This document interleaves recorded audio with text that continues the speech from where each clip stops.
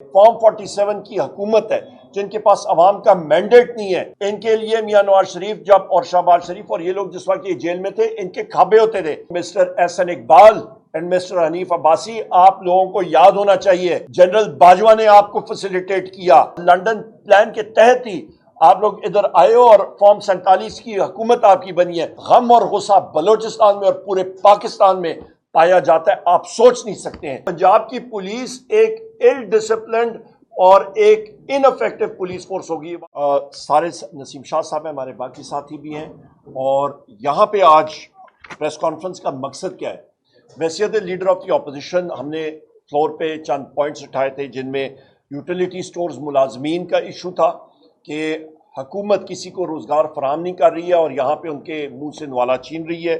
वज़ीर आज़म इमरान खान साहब को अडियाला जेल में जो सहूलियात एज पर जेल मैन्यूल जो उनका हक है वैसियत एक साबिक वज़ीर आज़म, और जो वहाँ पे एक कैदी का और एक फॉर्मर प्राइम मिनिस्टर का जो हक होता है जेल मैन्यूल के तहत, वो उनको नहीं दिया जा रहा। यहाँ तक कि उनको बेटों के साथ महीना महीना बात करने की इजाज़त नहीं होती, और हम लोग जब वहाँ पे जाते हैं तो 5 से 6 घंटे गेट पे तजलील करके वहाँ पे बिठाया जाता है, और उसके बाद वहाँ पे जब अंदर जाते हैं तो बॉडी सर्च और बाकी चीज़ें वो कर रहे होते हैं, और कागज़ तक कोई भी चीज़ आपको अलाउ नहीं होती, और मीटिंग का टाइम 15 मिनट से भी कम। इसका उठाया। बड़ी अहम बात कि अंडर सी केबल यहाँ पे IT मिनिस्ट्री ने अश्योरेंस दी थी कि 28 अगस्त तक होगी, और वहाँ पे मैंने बात वाजे की कि आप पर्जरी कमिट ना करें, कि झूठ ना बोलिएगा, आप अंडर ओथ है। और वही बात हुई कि अभी वो IT मिनिस्ट्री से बात आ रही है, ऑफिशियल्स कह रहे हैं कि जनाब 30 अक्टूबर तक जो ये इंटरनेट पे कतकन है ये जाएगी। बलोचिस्तान के ऊपर महारंग बलोच साहिबा के ऊपर बात की कि उनको कॉन्फिडेंस मिले, उनकी बातों को सुने, इन पोस्ट डिसअपीयर्ड पर्सनस का मसला ख़त्म करें। पाकिस्तान में जो सैलाब आया हुआ है, उमर सुल्तान साहब को उठाया हुआ है, हमारे एक्टिविस्ट हैं कासिम उपल साहब हैं, इनको शेखुपुरा से 40 दिन हो गए।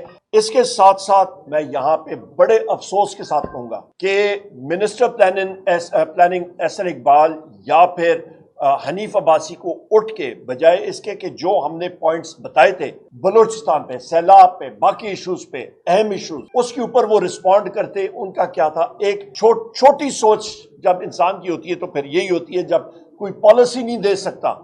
जो ये फॉर्म 47 की हुकूमत है जिनके पास अवाम का मैंडेट नहीं है, जब वो कोई जवाब दे ही नहीं सकते और ना देना चाहें तो उन्होंने क्या किया, अटैक शुरू कर दिया वजीर आजम इमरान खान साहब। तो उनके ऊपर, और उसके बाद फिर स्पीकर साहब ने हाउस जुमे के लिए उन्होंने एडजर्न कर दिया, मतलब खत्म कर दिया, अभी सोमवार के दिन होगा। यहाँ पे मैं बात करता चलूं कि उन्होंने बात की है वजीर आजम इमरान खान साहब की सहूलियात के हवाले से। उनको डेथ सेल में क्या सहूलत होती है वो तो आपने देख लिया। एक पुराना सा कूलर है, छोटा सा कमरा है, 7 बाय 10 का कमरा है, किताबें उनको नहीं दी जा रही हैं। हम लोग इसको कंडेम करते हैं, अदालत में भी हमने लिखा हुआ है, हमने पिटीशन दायर की और इंशाल्लाह इसको परसू करेंगे। इन्होंने कहा जी कि हमारे साथ बड़ी वो नाइंसाफी हो रही थी। मैं इनको बताना चाहता हूँ, इनके लिए मियां नवाज शरीफ जब और शहबाज शरीफ और ये लोग जिस वक्त ये जेल में थे, इनके खाबे होते थे, इनके खाने होते थे, बूफे लगता था, 45 लोग मिलते थे, हजारों लोग उधर मिलने के लिए गए थे, वहां पे मौज मेला होता था। यहाँ पे ये भी मैं कहता चलूं, इन्होंने NRO के बारे में बात की है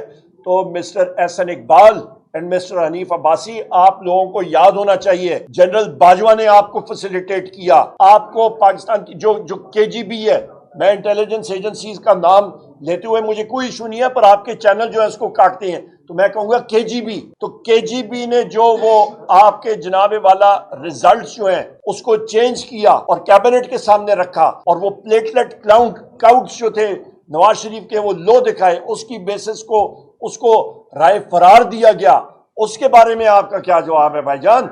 और उसके बाद वो NRO और लंदन प्लान के तहत ही आप लोग इधर आए हो और फॉर्म 47 की हुकूमत आपकी बनी है, वरना आपका तो सफाया आवाम ने कर दिया था। यहाँ पे मैं हनीफ अब्बासी को याद कराऊंगा, जनाब एफेड्रीन का केस ना भूलें। ये दोनों साहिबान जो हैं ये बात कर रहे थे जनाब के राना सना के बारे में और बाकी लोगों के बारे में। मैं बार मैं कह चुका हूँ, राना सना इंटीरियर मिनिस्टर रह चुका है, उसके ऊपर जो मंशियात का केस था, जो DG एंटी नारकोटिक्स फोर्स उस वक्त जिसने वो केस बनाया था, राना सना को चाहिए कि मौजूदा DG एंटी नारकोटिक्स उठ के جن کا میجر جنرل کا رینک ہے وہ اٹھ کے رانا ثنا سے یا معافی مانگے اور کہیں کہ اینٹی نارکوٹکس فورس نے وہ فیبریکیٹڈ اور جھوٹا کیس بنایا تھا اور اس وقت کے ڈی جی اینٹی نارکوٹکس کو پھر اس کے خلاف کیس کرنا چاہیے اور اس کی ٹیم کو بھی سامنے لانا چاہیے اور اس کے خلاف لیگل پروسیڈنگز کرنی چاہیے. کیوں نہیں کر رہے ہیں؟ لہٰذا یہ چیز سامنے آنی چاہیے. اس کے بارے میں ابھی آخر میں یہی کہوں گا کہ حکومت کے ساتھ کوئی بات کرنے کی نہیں ہے. پاکستان میں آگ لگی ہوئی ہے. یہ جا کے کوئٹہ میں آپ کی ایپیکس کمیٹی کی میٹنگ کرتے ہیں. کوئٹہ کے ریڈ زون میں جا کے آپ کریں، چمن پہ آپ کریں، پشین میں آپ جا کے کریں، لورا لائی میں، ان جگہوں میں کریں. لوگوں سے حال پوچھیں وہاں پہ. انفورسڈ ڈسپیئرڈ پرسنز کا جو غم اور غصہ بلوچستان میں اور پورے پاکستان میں پایا جاتا ہے آپ سوچ نہیں سکتے ہیں. بات کریں گے کہ آپ کا سندھ میں بدین میں فہمیدہ مرزا صاحبہ کے خلاف، وہاں پہ آپ کے جی ڈی اے کے خلاف پیپلز پارٹی جو کر رہی ہے اس کو بھی ہم لوگ کنڈیم کرتے ہیں.